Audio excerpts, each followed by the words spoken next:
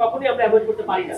এই সোজা পথটা হচ্ছে যে সাংবিধানিক আদেশ হোক কিংবা রেফারেন্ডাম অর্ডার হোক, যে নামই আপনি দেন, এর ভিত্তিতে গণভোট হবে এবং গণভোটের মধ্য দিয়ে জনগণ আগামী সংসদকে বা আগামী নির্বাচিত সভাকে একটা স্পেশাল স্ট্যাটাস দিবে যে তারা প্রথম অধিবেশনে হোক কিংবা একটা নির্দিষ্ট সময়ের মধ্যে হোক তারা সাংবিধানিক পরিবর্তনগুলো করবে।